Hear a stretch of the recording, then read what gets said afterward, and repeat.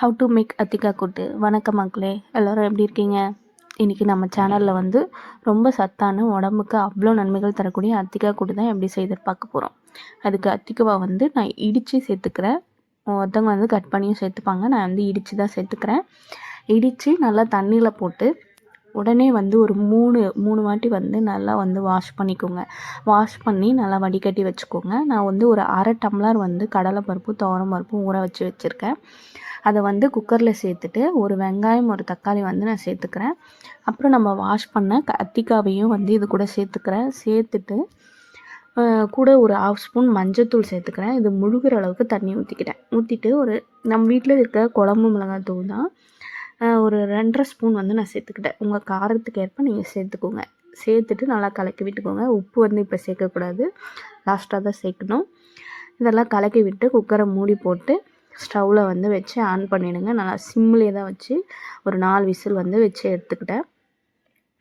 எடுத்துட்டு அதுக்கப்புறம் ஒரு கடாயில் வந்து எண்ணெய் ஊற்றி கடுகு, பெருங்காயம், கருவேப்பிலை, இடித்த பூண்டு இதெல்லாம் வந்து நல்லா வந்து வதக்கிட்டு இந்த வெந்த காயும் வந்து இது கூட சேர்த்து ஒரு கொதி வந்தோடனே நம்ம வேறு பாத்திரத்தில் வந்து எடுத்து ஊற்றிக்கலாம். கொஞ்சமாக மேலே வந்து கொத்தமல்லி இருந்தால் கொத்தமல்லி போட்டுக்கோங்க.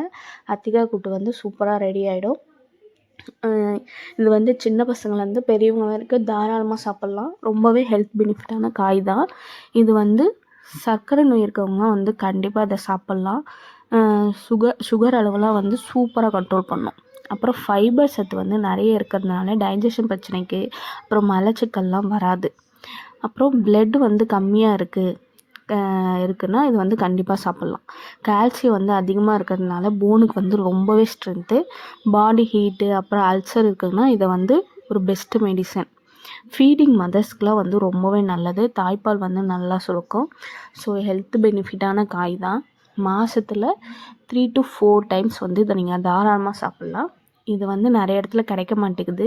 ஸோ கிடைச்சா பார்த்தா கண்டிப்பாக வந்து வாங்கி வீட்டில் வந்து செஞ்சு சாப்பிடுங்க. அவ்வளோ நல்லது உடம்புக்கு. இது வந்து சிறுபருப்பு போட்டு கூட கூட்டு வைப்பாங்க, சூப்பராக இருக்கும். இது பொரியல் பண்ணியும் சாப்பிடுவாங்க.